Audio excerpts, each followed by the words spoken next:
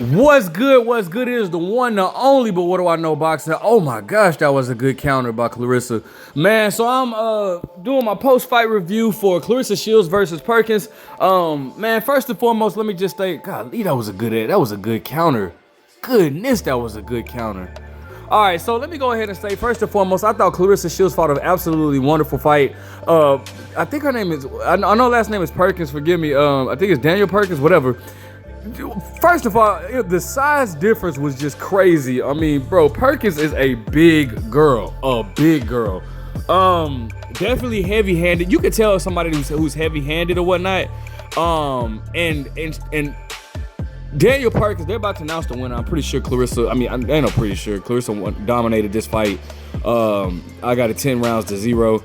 Perkins, but the thing about it is, I'm gonna start with Perkins. First of all, so she was a long, rangy southpaw, right? And the issue that Perkins has a decent jab, and I would have liked for her to use her jab more. She had a decent jab. But the problem is, and she knew how to use her range. She didn't know how to control the range, but she knew how to use her range. And the problem was, she knew how to make it difficult for Claressa to land a straight right. She didn't know how to offset Claressa's offense while setting up an offense of her own. They're about to announce the winner. Hold on. Should be like 100 to 88 or 89. Yeah, that's real.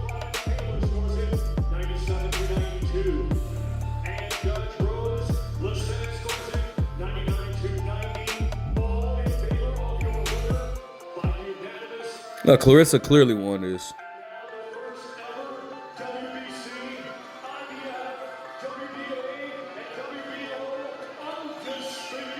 What is she, like a 4-time undisputed champ now? Golly.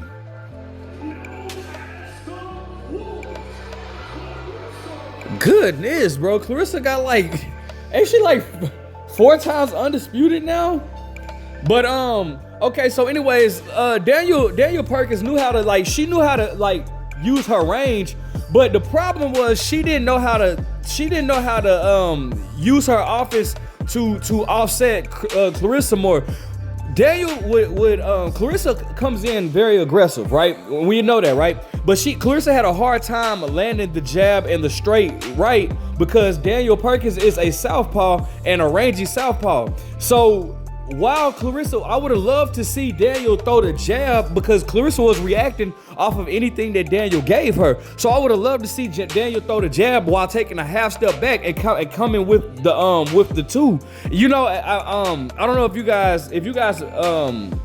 guys have ever boxed, you've heard some coaches will tell you be first and third. And what they mean by that is when you throw the bait, the jab is the bait for them to react, and you take that step back and set them up, that you let them walk into that trap, that two, boom.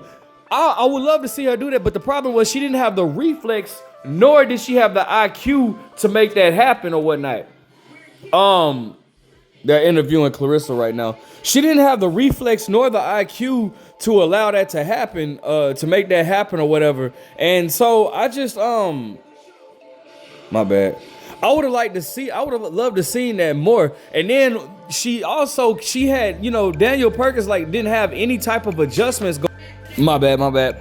She wasn't able to, she just didn't make any adjustments to what Claressa was doing. Claressa made a wonderful adjustment by instead, like I said, when you're fighting a rangy, like let's say if you're a right-hand fighter and you're fighting a rangy southpaw or vice versa, those straight punches are not going to really be effective to somebody that knows how to use their range to their advantage, which is what Perkins was able to do. So Claressa then adjusted by doubling up the jab and then throwing a looping punch, which caught Perkins and really hurt her or whatnot. And so, you know, she was, and also another thing that I like what Claressa was doing was because Perkins was fighting tall, Claressa was coming underneath her punches or whatnot, and you know, and just throwing beautiful combinations or whatever.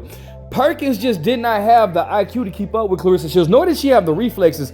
for the type of game plan that she wanted. You know, she was waiting on Claressa at times, and I felt like that was a big issue as well. I felt like Perkins should have been pressing the action more. I felt like when Perkins had Claressa on her back foot, she had actually had a little bit more success. Though she was still losing those rounds, she had a little bit more success, but she was often allowing Claressa Shields to dictate the fight or whatnot, and by making her fight on the back foot. And I just did not think that was a good idea. Perkins was clearly the bigger fighter. Use your size to an advantage, and then in the 10th round, the very end of the 10th round, Perkins threw a straight right from a distance that was not. It was crazy.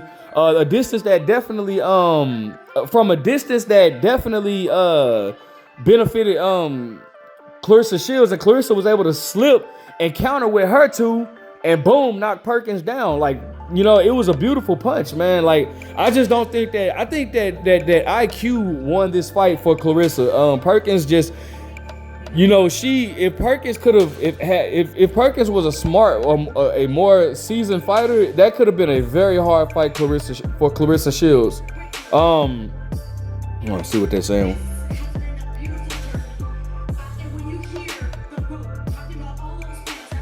How the hell does how many belts does Claressa have now? Golly.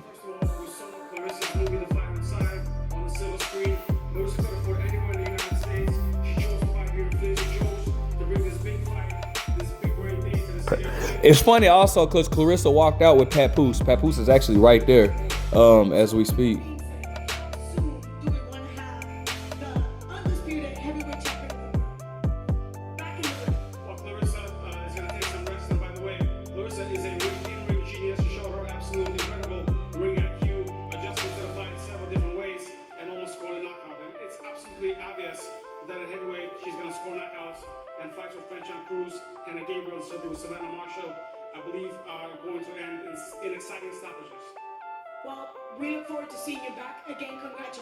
I don't know what where Claressa goes from here.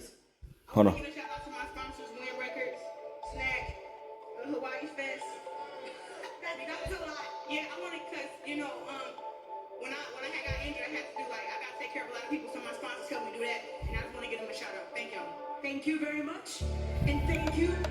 So Claressa actually said she tore a ligament in her shoulder or whatnot, and stuff like that happens when you train very hard. Golly, that was a beautiful fight, man.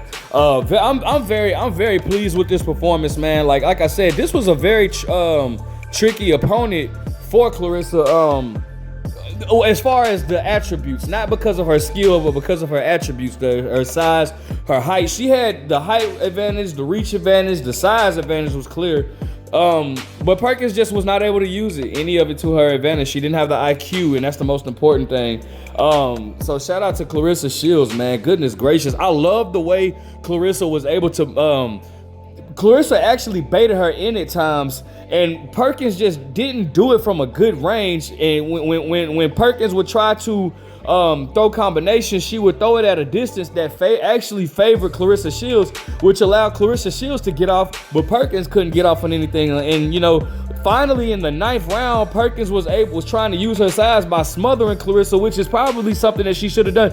When you have that size of Perkins, you either need to be too far at range, and like I said, she couldn't control the range, but she knew how to use her range, if that makes sense. Meaning, she knew how to get out of harm's way when Claressa would try to set up her offense, but at the same time, she didn't know how to use that to create her own offense or whatnot.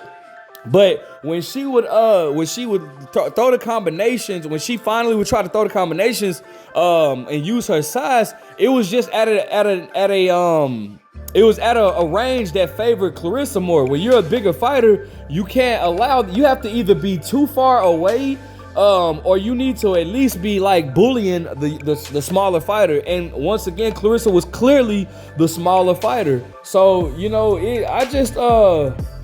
I don't know. I would have liked to see, I don't think Perkins is a bad fighter. She just doesn't have the experience, and that's just all going to come with time or whatnot. But definitely giving a huge shout out to the GWO. I mean, golly, how many freaking accomplishments does Claressa, like, That is crazy, man. That is crazy. But I'm proud of her, man. She did her thing, put up a great fight. Man, oh man, that was beautiful. That was beautiful. And I think, was she like a 3-time undisputed or 4-time undisputed? Like, goodness gracious, man. But anyways, let me know what you guys think. Make sure you guys like, comment, subscribe. But what do I know?